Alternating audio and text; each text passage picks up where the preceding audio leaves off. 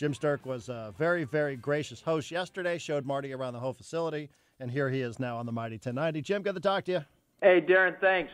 Appreciate it. How'd it go yesterday? Actually, really good. And I think the most important part, the fans of the Aztecs with basketball, that there'll be 8 baskets that they can practice shooting at. So there's all that fluff stuff that got a lot of attention, but when they practice in Viejas or in the Arc, there's only half that many baskets that they can shoot on. So I think that's an important part, and it is, as one of our student athletes said, it's a lab that we're going to work in every day. So I'll ask as a matter of practicality here. What does this do for you as an athletic department here? What does this bring to the table for your basketball program and for your entire athletic department?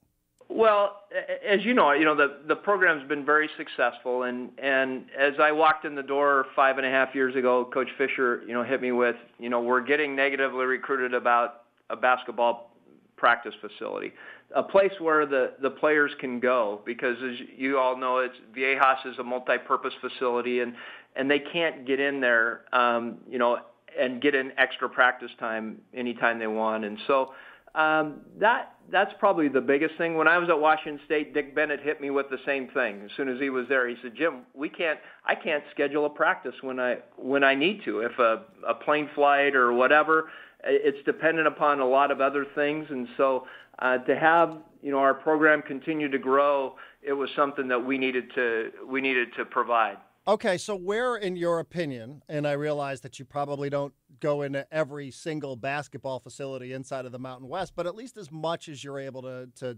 describe, where do you estimate that this ranks in your conference in terms of the basketball facilities? That's a good question. I haven't seen them all either, but I think the coaches had a recruit in that had been to Arizona's, and he liked ours better. That's good to hear. So I think that's who our coaches are competing against. They're competing against those folks on a daily basis. Do you think it would be would it be exaggerating to suggest that this is the best basketball facility in the Mountain West Conference? I couldn't say that. I think it's probably one of the best.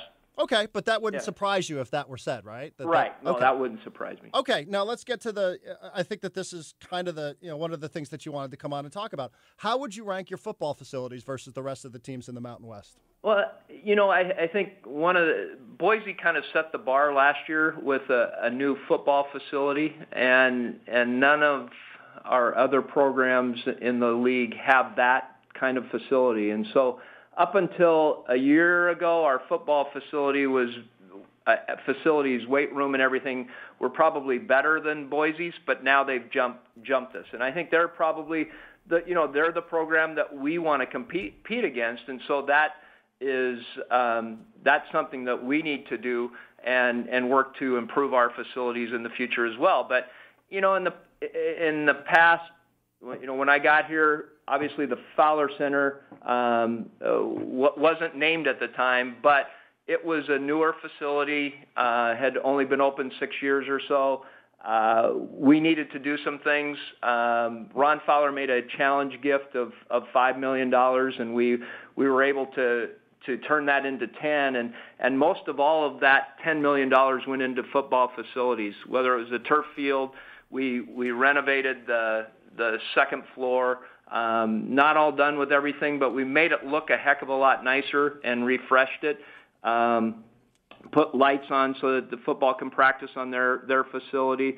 Video equipment, salary pool. We added some positions in football. So we've done that. It just hasn't been as visible as a jam center. Right, and I don't know this. I haven't been to New Mexico, and I haven't been to Fresno State or San Jose State, which I know invests some money into its football program. Same thing goes for Fresno State. But that's the only thing I wondered out loud a little bit earlier, and I know that there were some in your athletic department who heard and thought I was taking shots at the way the athletic department was being run. It really wasn't my point. No. It was more just wondering out loud, in this day and age, putting money into football seems like the safest bet for any athletic department, right? No, I thought you asked Mark very good questions. I thought they were very good, and I think he answered as best he could. And so I think to be able to tell people, football hasn't been neglected, but there's a new bar has been set as far as football, and we need to continue to grow our program. And the other thing that's coming down the pike is a stadium, and where that goes, I don't know. I'm just hopeful the NFL makes a decision sooner rather than later, that they make it by January and they don't wait 2 or 3 years, because we need to continue to build and our competitive facilities and also our practice facilities, and obviously the stadium's a big one. Absolutely. And it was suggested to me by one of your longtime alumni, somebody who listens to the show, is a big sports fan. It was suggested that you could put all the money in the world into a training table in on-campus facilities, but until the stadium situation is taken care of, you guys are kind of, you're kind of at checkmate as it relates to yourselves as a football program. Do you view it that way? I think you can. It certainly helps what you have on campus. Obviously, you get a player here, but the game atmosphere, what we've been able to do with Viejas Arena in the last 5 years to create that atmosphere that people really love, that sells kids, and I think we can do the same thing in football. We just need the opportunity to do that, and we'll know soon what direction it is. Either we're playing in a $1.1 billion stadium with the Chargers, or we'll be working with the city and the county and the bowls to create something else. There is this idea that is floated around. I don't know what length, Jim, you can even comment on this, because it's pie in the sky and nobody even knows what's going on with the Chargers, frankly. And we're talking to Jim Sterk, the athletic director at San Diego State. But there is this idea that constantly gets floated around that, if the Chargers were to relocate to Los Angeles, that San Diego State football would split a facility with a Major League Soccer club. Do you have any idea where that comes from, if there's any truth to it at all, or have any comment whatsoever about that idea? I think that's speculation. Could it happen? Yes. Will it happen? I don't know.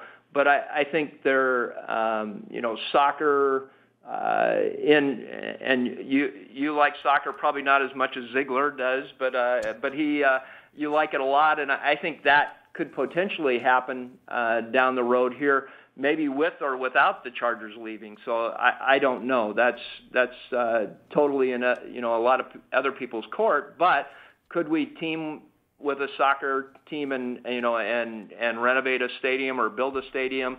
That could happen. Yeah. Have you explored that at all as the athletic director or anybody at the university that you can tell us? That's that's a very good question, and I probably just will not answer that either way. But I think that that's a very good question. Okay, so you're giving me the no comment right there. Yeah.